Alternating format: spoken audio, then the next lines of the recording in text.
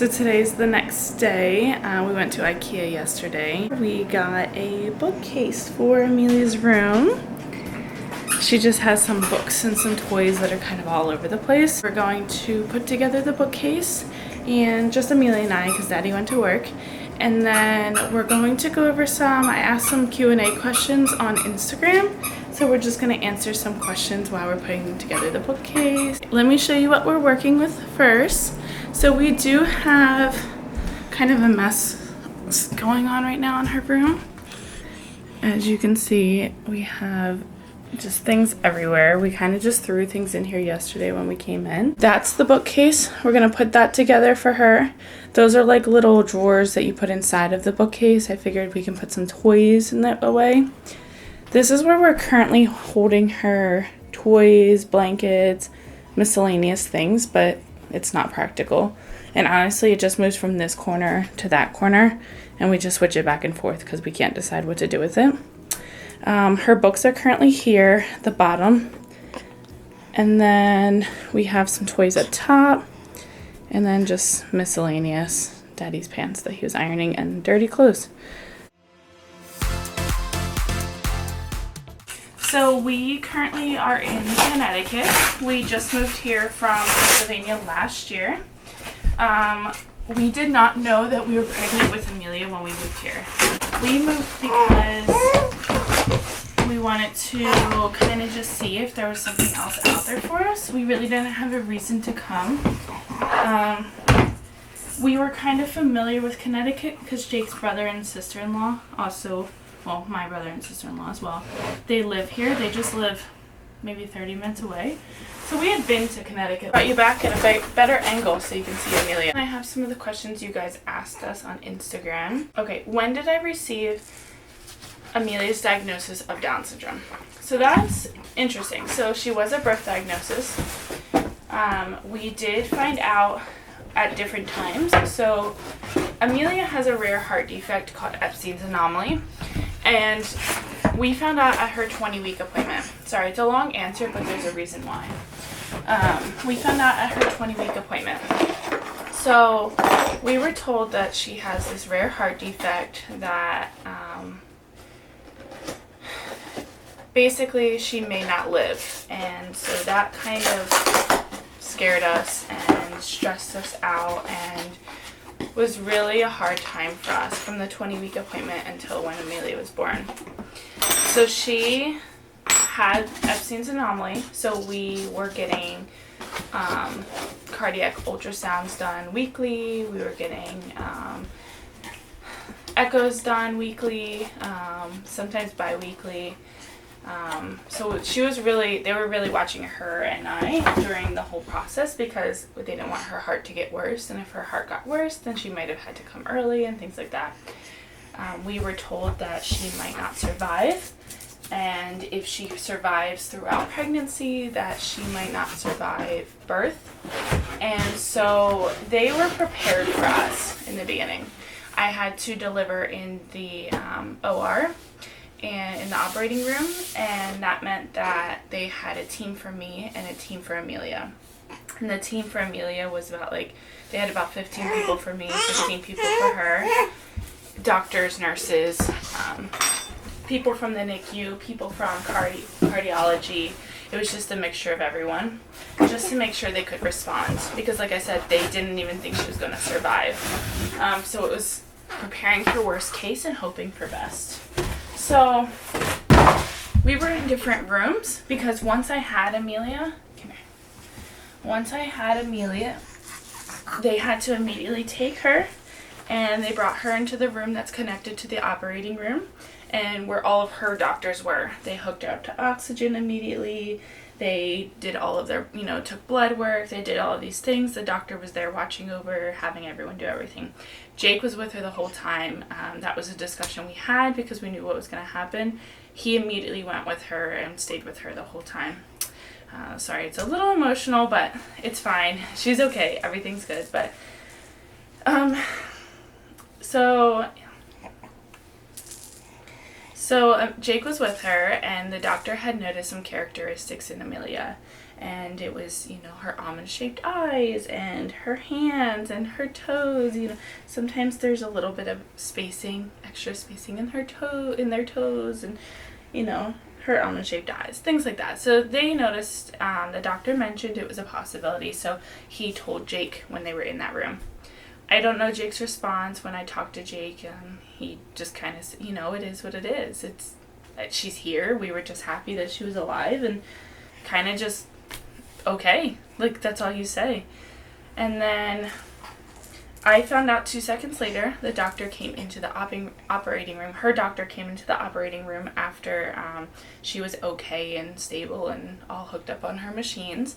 And he let me know, and he said, your daughter has characteristics of trisomy 21. And I just said, okay.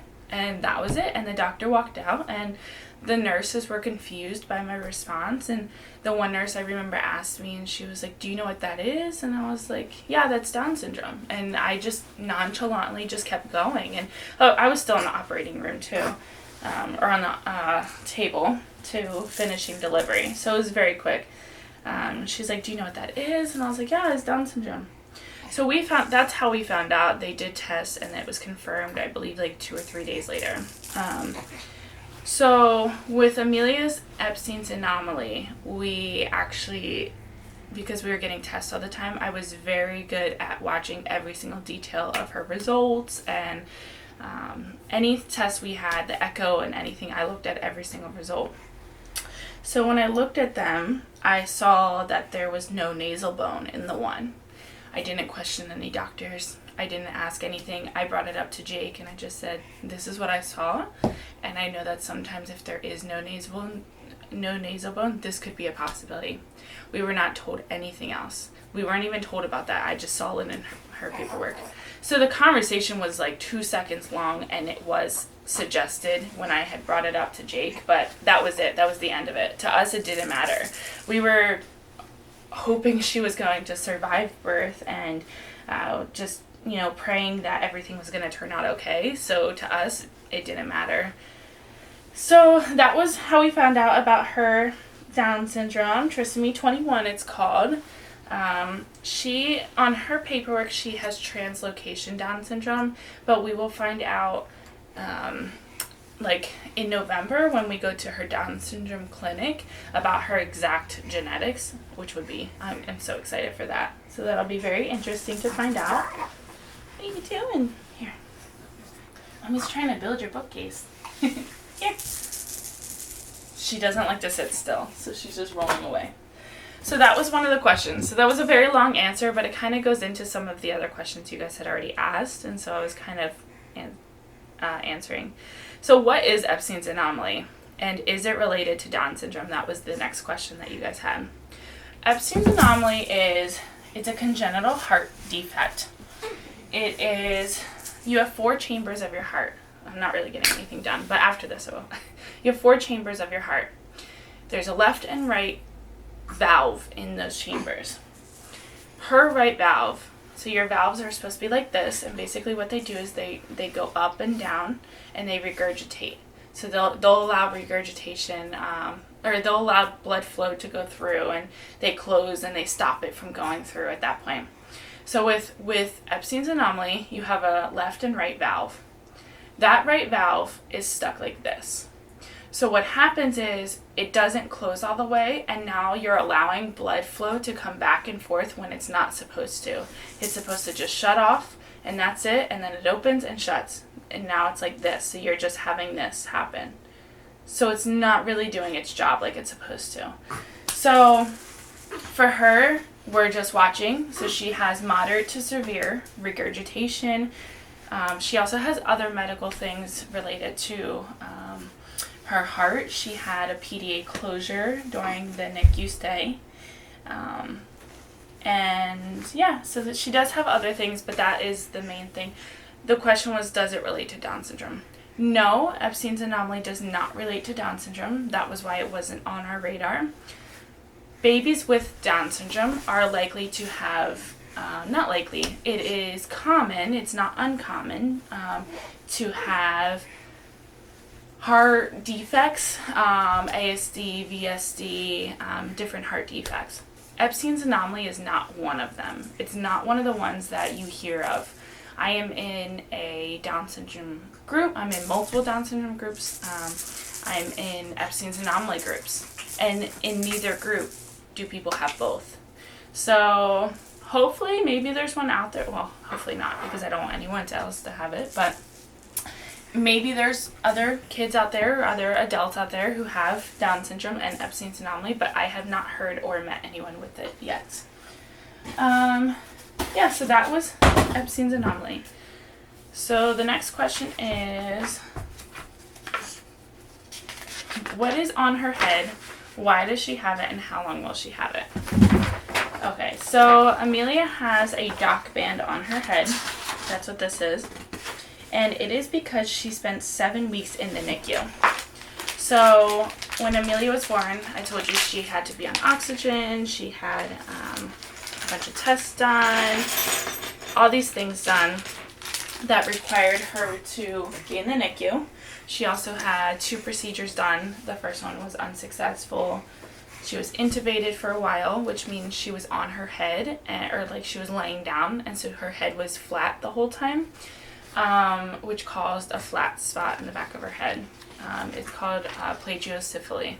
So that's what Amelia had, and it was because of laying down in the NICU. I can say the NICU was fabulous, and they had physical therapy come, they had occupational therapy come, they had everyone come and help.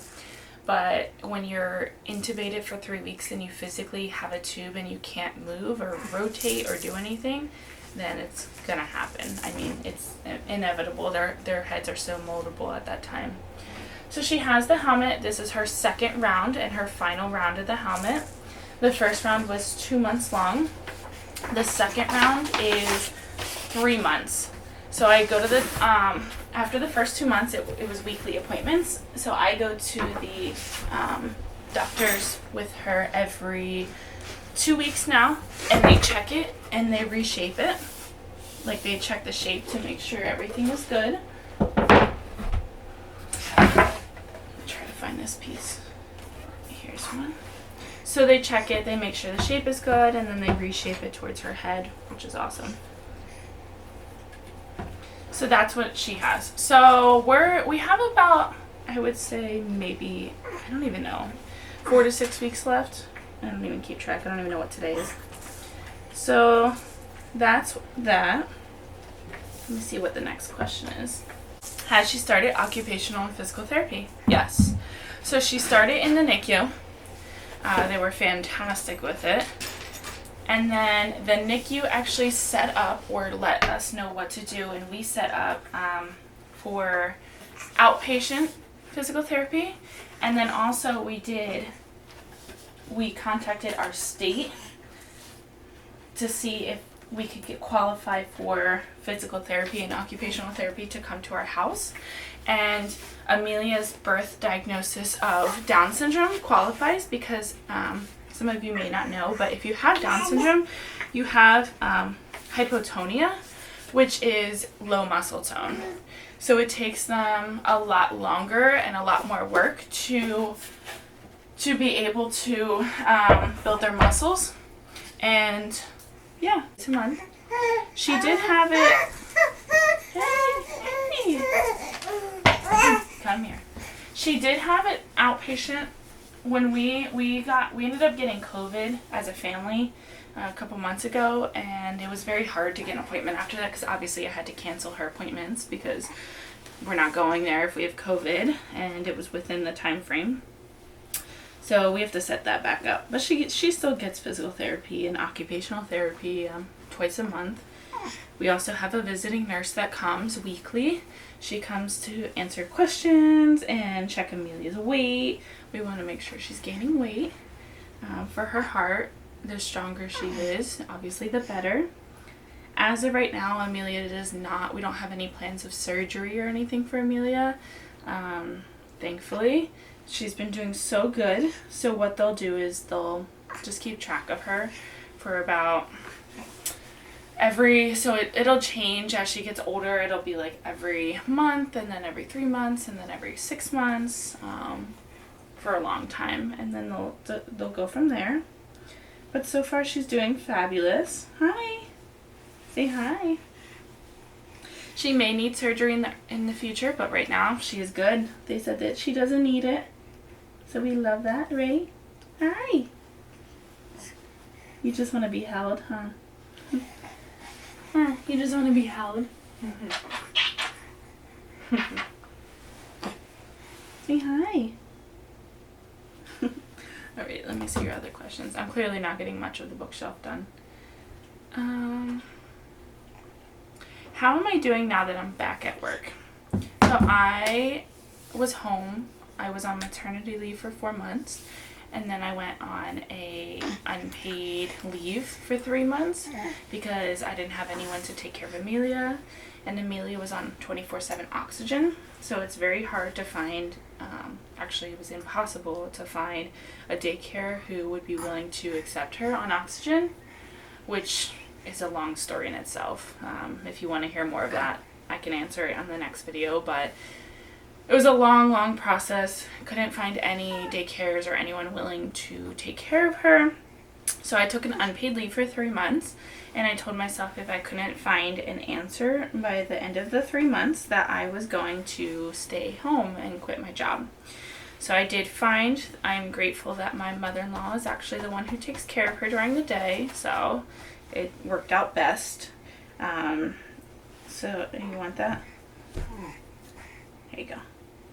She likes the strings on my pants. So I went back to work. I've been back to work about a month now, a month and a half. It's busy. We're short staff at work, so I'm very busy at work, but I love it. I love working. If you know me, I've been working there for like 10 years now, and I love it, and I didn't want to quit. But having a baby so to me, I always thought, oh, I have a baby, like I'm comfortable with daycare as long as I do the research. I'm okay with it. That was just something that I was okay with. I know some people don't like daycare, but I was always okay with it. As long as I did research and made sure it was a reputable daycare.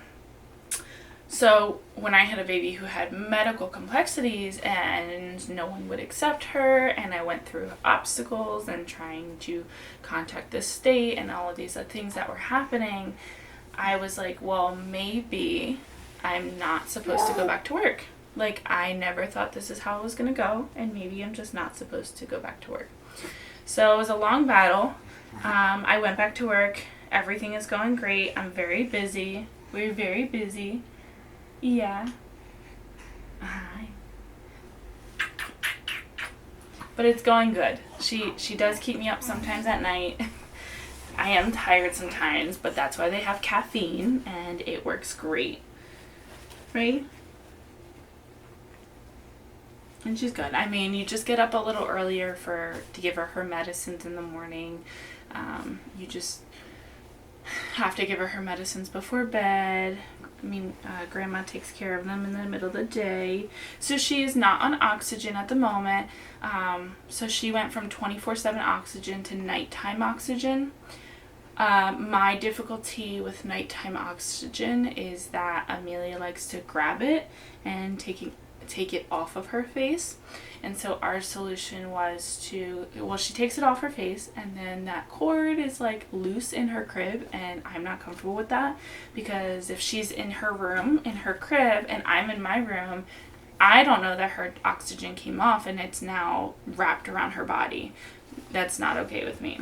So our solution was we put her in our room with us again, so she is not sleeping in her crib unless it's like nap time, because she's not on oxygen during the day. What are you doing? That's Mommy's hair. I know, you have all these toys and you eat Mommy's hair. This is her favorite toy. I believe this is from Jack's Baskets. If you are in the Down syndrome community, you know what Jack's Baskets is, and they're a great support system. And I believe this came in the basket, and it's like the best toy that she has. She absolutely loves it, especially when she was really little. This was the first toy that she really loved, and we had to bring it everywhere. Like, we could not go anywhere without it. Yeah, you want Mommy's hair. How did becoming a mom change me, and how did having a baby with Down syndrome change me? So I don't know how to differentiate the two. I have never experienced being a mom that didn't have medical complexities or Down syndrome. So I couldn't answer to your question of what it's like being a mom separate from a baby with Down syndrome or a baby with medical complexities. And this is all I know, and I love it. I absolutely love it. I don't want her to have, her heart defect. I don't want her to struggle or to have to be on oxygen or to take medicines. Absolutely not. I do not want that for her. I don't want her to have to go to the doctors her whole life. This is our reality, and this is all we know, and we've accepted it, and we've run with it, and we go through therapies and specialists, and we do the best that we can. You like mommy's hair? We do the best that we can, and we will always do the best that we can for her. And if that means going to extra specialists and extra doctors, then that's what we'll do. As far as having a baby with Down syndrome, yes, she works harder. I have to know in my head not to compare her to other babies so I'm in a mom group that all the babies are the same age. They all were born the same month or the time period as she was. I have to know not to compare.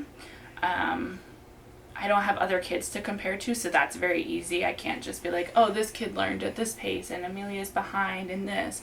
No, I don't have that, which is wonderful for me. This is all I know. Yes, I see other moms posting their babies standing or their babies walking.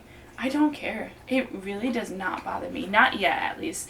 I don't know what the future, if it's going to bother me or not, but as of right now, I've set my mindset is I understand it's going to be difficult for her, and if it takes time, then it takes time. So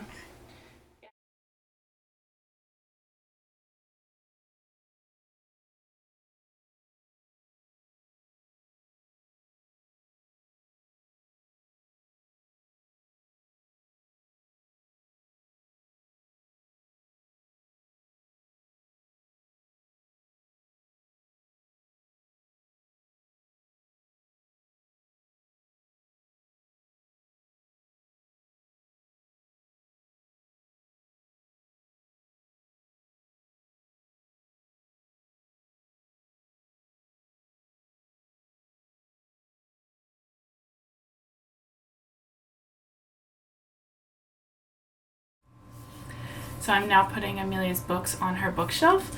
I love, love, love when you guys reach out. Just know that I am also still very new in our journey with Down syndrome and the Down syndrome community. I will provide any information that I know, whether knowledge or resources or anything. I love that, and I will provide it to you. Whatever I know, I am happy to share.